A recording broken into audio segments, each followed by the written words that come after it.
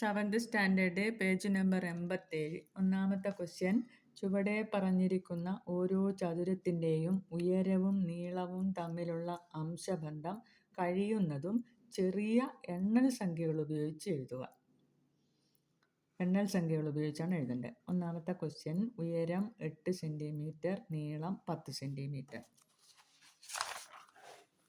ഉയരം 8 സെൻറ്റിമീറ്റർ, നീളം 10. അപ്പോൾ 8:10. അതിനൊന്ന് ചെറുതാക്കാം നമുക്ക്. 4:5. അതായത് ഇതിൻ്റെ പകുതി 4, 10ൻ്റെ പകുതി 5. രണ്ടാമത്തെ ക്വസ്റ്റ്യൻ. ഉയരം 8 മീറ്റർ, നീളം 12. അപ്പോൾ ഇതിനെ 4 കൊണ്ട് ഹരിച്ചിട്ട് ചെറുതാക്കാം. 8ൽ 4 2 പ്രാവശ്യം, 12ൽ 4 3 പ്രാവശ്യം. അപ്പോൾ 2:3. അടുത്തത് 20 ഉയരം, നീളം 1. 20:1. നാലാമത്തെ ക്വസ്റ്റ്യൻ. ഉയരം 40, നീളം 1. 40:1. അതങ്ങനെ എഴുതിയാൽ മതി. അതായത് എണ്ണൽ സംഖ്യകൾ ഉപയോഗിച്ച് എഴുതുക എന്നാണ് പറഞ്ഞത്. അടുത്ത ക്വസ്റ്റ്യൻ.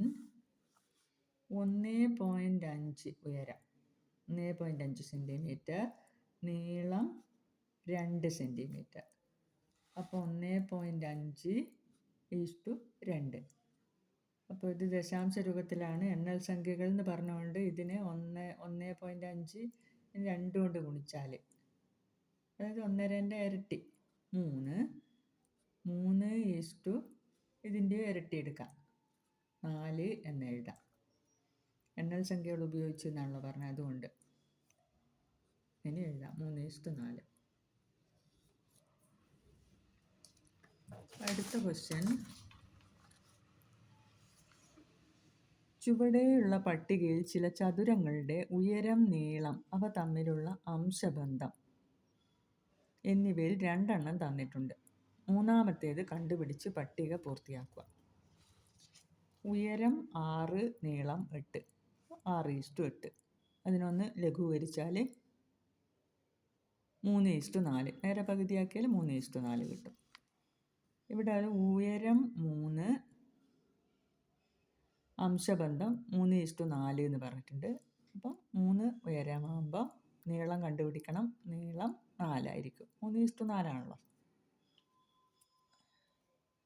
അടുത്തത് ഉയരം 3/4.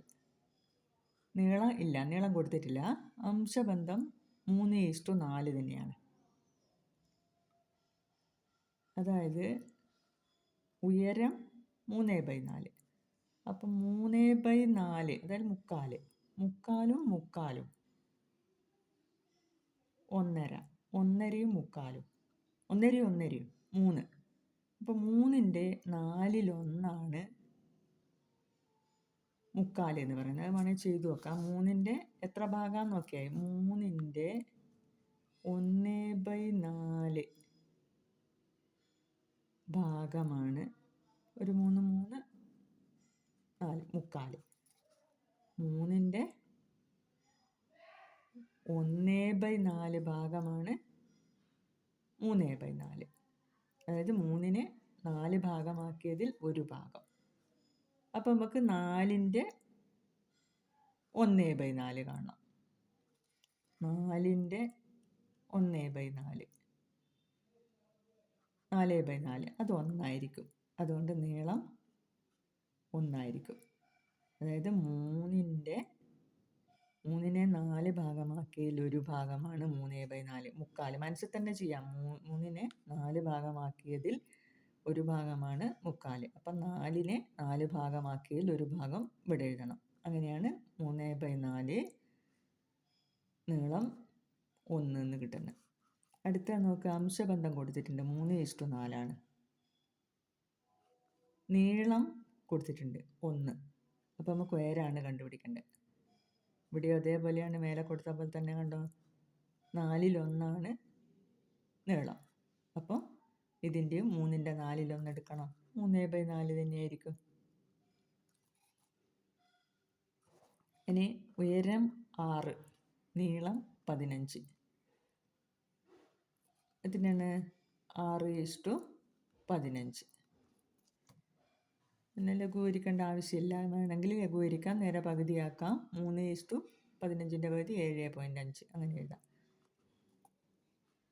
അടുത്തത് ഉയരം 2 നീളം കണ്ടുപിടിക്കണം. അംശബന്ധം 2:5. അപ്പോൾ ഒന്നും പ്രയാസമില്ല. 2 ഇവിടെ ഉള്ളോ, നീളം എത്രയായിരിക്കും? 5 ഇനി അടുത്തത് അംശബന്ധം 2:5. ഉയരം 1. ഉയരം എന്ന് പറയുന്നത് ആദ്യത്താണ് 2. 2ൻ്റെ പകുതിയാണ് 1 എന്ന് പറയുന്നത്. അപ്പോൾ 5ൻ്റെ പകുതി എടുക്കണം.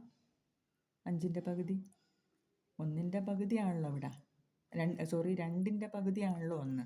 അപ്പോൾ 5ൻ്റെ പകുതി എത്രയായിരിക്കും? 2.5. 5ൻ്റെ പകുതി 2.5 അല്ലേ? 2.5 5. അടുത്ത് എവിടെ നോക്ക്?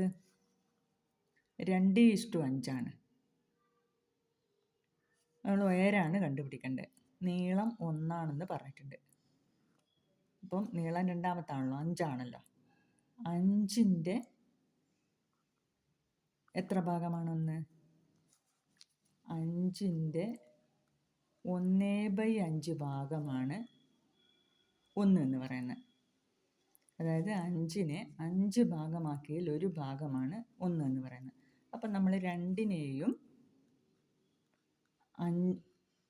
5-ലൊരു ഭാഗം ആക്കണം.